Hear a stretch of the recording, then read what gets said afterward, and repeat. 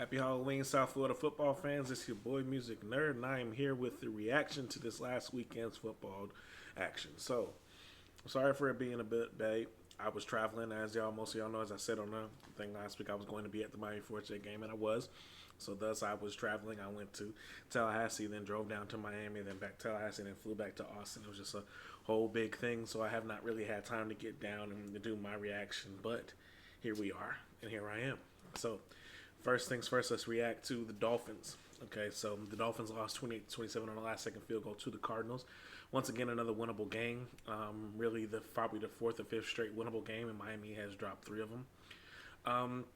When it comes down to it, Tua coming back obviously put a little bit of action into the offense, but not enough. Still didn't get the ball to Tyreek enough. Still didn't get the ball to Waddle enough. There's still a lot of other things that are going on with this offense, and one thing I'm going to talk a little bit about when it comes to the Hurricanes is the trenches. Right now, Miami is not winning in the trenches. Miami is not winning offensive line trenches. They're not winning defensive line trenches. It's not going to win many games that way. The Cardinals have struggled to pass. They've struggled to get the ball to their players, even though they have talented receivers. They've struggled to get the ball to players like Marvin Harrison, and Marvin Harrison goes off for 111 and a touch. That's when you're coming in being the second leading pass defense in the league. That's really troubling that you're able to give that away at home in a game where your leader comes back, so you have an emotional boost. I think Miami came out well again. Had a good game plan, had the game on their hand, and just once again, I don't think they ran the ball enough.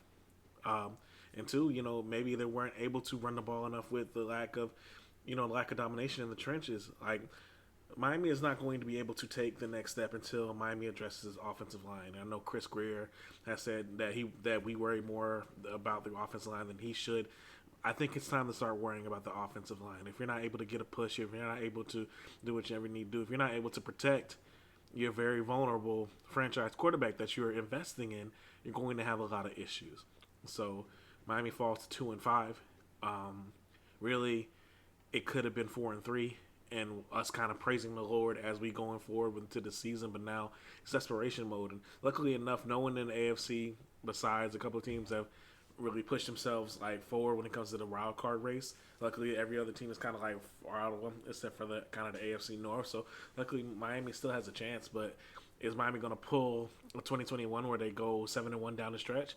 Who knows? With this off the way that it looks right now, I'm not sure if it is, and I'm not sure if the schedule is bad enough for Miami to do that, because that schedule was terrible. That's why they're able to do 7-1. They played six last place teams, and all the rest of the last place teams in the league, that's who they played. So that's why they were able to win 7 out of the 8 games.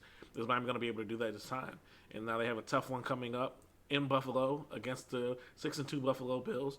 And they're rolling right now, so is Miami going to be able to turn it around and get a very much needed win? So we're going to have to see. So as far as that goes, I'm hoping, I'm praying for a little bit more, but this season's about 1 or 2 losses away from being lost, so basically you're about to pack it in and see if you can get a high draft pick. But if they're able to somehow make a miracle and get a win on Sunday, then you're talking about a different season. But we have to see. But right now, Tyreek's not being used the way it needs to be. Waddle's not doing it. They're getting the ball to Achane. He had 97 yards. Wright's getting some good carries. Mostert had a couple touchdowns. There's ways to manufacture, and this offense can be good. It's discouraging to see that there's a lot of issues that still need to be ironed out. So let's hope for the best, Dolphins fans. All right. So moving on, Hurricanes reaction to Miami and Florida State. Okay, so I was there. It was a stranger atmosphere than usual. It's not as hopping as last year was in Tallahassee. Being a little bit like that. I think because Florida State not being as good as they nearly should be was a problem. Two, Miami is a different atmosphere than Tallahassee. Tallahassee, there's not really much more going on in that. Miami, this is always not going to be the main event. But that being said, going inside the stadium and doing that orange out, Miami did itself well. It was loud, it was hopping, and it was mostly Hurricanes fans. It was mostly orange throughout the stadium. It was a really, really great sight. Now getting to the game, I think Miami came out strong, dominated, showed the pass, showed the balance, showed the run, and then I think Florida State adjusted and stepped back and put too deep up, and then basically tried to elongate the game as much as they could and tried to limit the possessions that Miami had.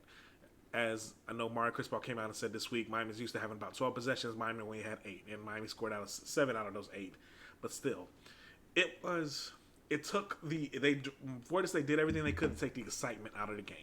So like my mom was sitting there, she's like kind of putting her hands in the way while we're watching, and like it's hard for the normal fan to get into it. Me, this is what I thought would happen. This is what I thought Florida State would do. So that's why one of my keys to the game was to dominate the line of scrimmage. And from an offensive line standpoint, I think Miami did. When you run for over 230 yards, even with 4 sacks, then yeah, you dominated the line of scrimmage. Martinez was a beast. Mark Fletcher, God bless him, with everything that was going on as well. I think he ran hard. I thought he ran angry. A.J. Allen only got in for a couple plays. Really, what it came down to, I know people wanted to see the big plays. People wanted to see, Miami dust them, like destroy Florida State. But, it's always a weird game when it comes to Miami. Those games are always weird. So it's always going to be difficult for Miami to kind of elongate it. For me, 36-14 with Florida State not really being in it, that is domination. But I know people wanted more. And I was looking back and watching the game again. I was impressed with Cam Ward by, I think, being smart with the ball. I think there were times where he wanted to be his normal, kind of put the game up in harm's way and try to get the big play, but he took what the defense gave him. I do think that he has to, in games where we're playing a better team, I say someone like Clemson, I do think he needs to take his first reads from time to time. There were a lot of times when Restrepo was wide open, I don't think he delivered the ball.